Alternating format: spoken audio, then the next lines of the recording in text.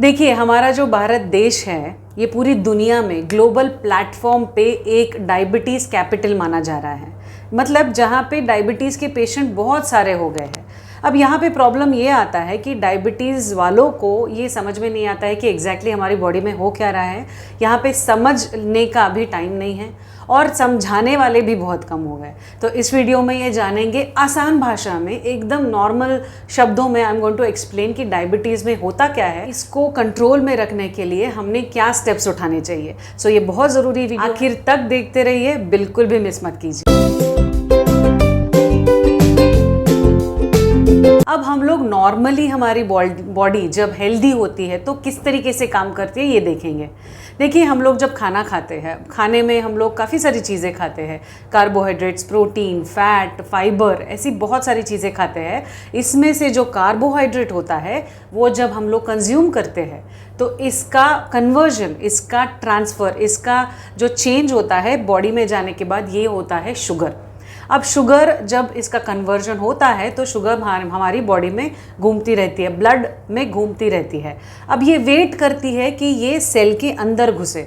Cell जो body में बहुत सारी होती है, उन सभी को शुगर की आवश्यकता होती है ज़रूरी इम्पॉर्टेंट फंक्शंस करने के लिए। अब वो दरवाज़ा खोल के शुगर को आइए आइए जनाब ऐसा नहीं कहती है। अगर उसकी शुगर के हाथ में अगर टिकट होता है इंसुलिन का, तभी वो उसको अंदर घुसने देती है।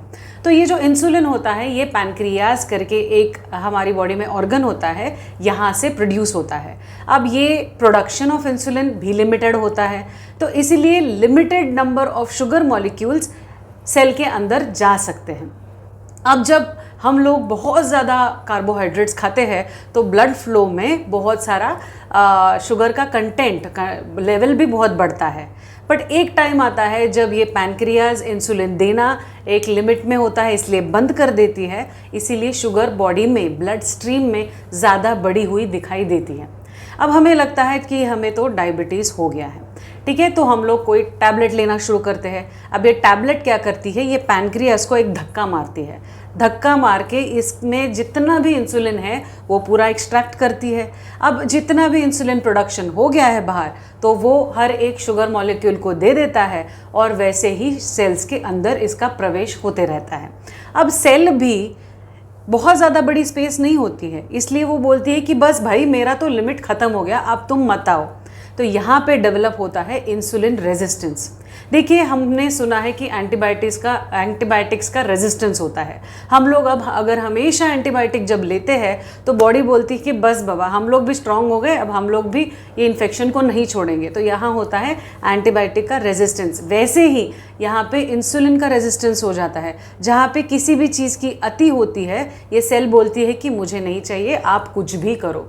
तो यहाँ पे फ्रीली शुगर घूमते रहती है। दो टाइप होते हैं, टाइप 1 होता है, टाइप 2 होता है। अब टाइप 1 में जहाँ पे हमने नॉर्मल फिजियोलॉजी में देखा, टाइप 1 जो है कि एक 18-20 साल के पहले ही टाइप 1 डिटेक्ट होता है। यहाँ पे इंसुलिन प्रोडक्शन में ही प्रॉब्लम होता है, इसीलिए इनको इंसुलिन के इंजेक्शन पे रखा जाता है, क्योंकि ये बहुत पहले से ही आती है हमारी ज़िंदगी में। टाइप 2 जो होता है, यहाँ पे इंसुलिन का प्रोडक्शन बहुत अच्छा है, बट ये सेल बाइंडिंग जो होता है, जो शुगर से के साथ इसका मिलाप होता है, इसमें प्रॉब्लम होता है, या सेल के एक्सेप्टेंस में प्रॉब्लम होता है। बट टाइप 2 में बहुत ज़्यादा इंपॉर्टेंट होता है कि हम हमारी लाइफस्टाइल कैसे जीते हैं, क्योंकि टाइप 2 में हमारे हाथ में चीज़ें होती है। हम लोग कार्बोहाइड्रेट का कंजम्पशन कम कर सकते हैं, फिजिकली एक्टिव बन सकते हैं, स्ट्रेस फ्री लाइफ जी सकते हैं। तो ये सारे ऑप्शंस होते हैं, पर हम क्या करते हैं, हम ये सारी चीज़ें नहीं करते हैं और डायरेक्टली टैबलेट लेना शुरू करते हैं। अब ये जो टाइप 2 होता है, इसके रिस्क फैक्टर क्या होते हैं? रिस्क फैक्टर में मोटापा होता है, फैमिली में हिस्ट्री अगर किसी को है, कोलेस्ट्रॉल अगर पहले से है आपको, या फिर आप फिजिकली बहुत इनएक्टिव है, आप कुछ भी काम नहीं करते हैं, तो यू आर प्रोन, मतलब आप ऐसे रिस्क जोन में। अब जब हमने देखा कि हम लोग टैबलेट ले रहे हैं और हमारी शुगर लेवल नॉर्मल आ रही है, बट यहाँ पे एक प्रॉब्लम है। देखिए, यहाँ पे आप ध्यान से सुनिएगा, सेल के अंदर शुगर काफ़ी ज़्यादा है, अगर ज़्यादा बहुत ज़्यादा ज़रूरत से ज़्यादा कोई चीज़ हमारे पास होती है तो उसका कन्वर्जन फैट में होता है। मतलब शुगर की यहाँ पे बात कर रही हूँ मैं, शुगर अगर ज़्यादा है तो इसका कन्वर्जन फैट में होगा। दूसरी बात, जो ज़्यादा शुगर ब्लड स्ट्रीम में फ़्लो हो रही है उसका क्या होगा, उसका जैसे हम लोग देखते हैं कि पानी भर गया है बॉडी में, उस तरीके से वाटर का रिटेंशन होगा।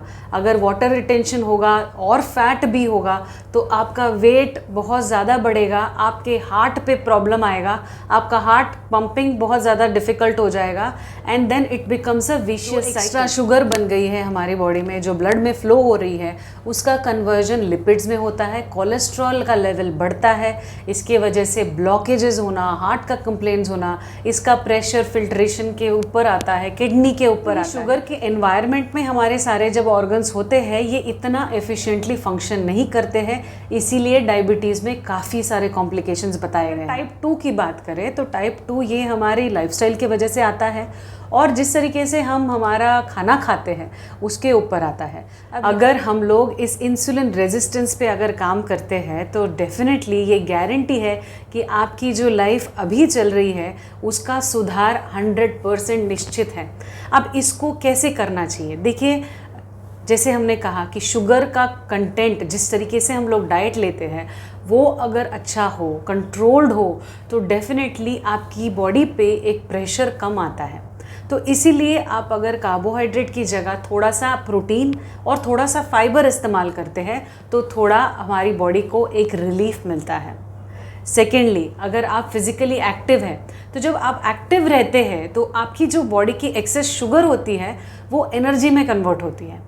तो इसीलिए इसका कन्वर्जन फैट में या फिर कोलेस्ट्रॉल में नहीं होता है, इसका आपकी वर्कआउट में होता है, आपकी डेली एक्टिविटीज़ में जो भी आप कैलोरीज बर्न करते हैं उसमें होता है। तीसरा, आपका कोलेस्ट्रॉल भी कम दिखना शुरू हो जाता है, कम आना शुरू हो जाता है, आपका HbA1c अच्छा होने लगता है क्योंकि आप आपकी बॉडी पे उतना ज़्यादा प्रेशर नहीं दे रहे हो काम करने के लिए।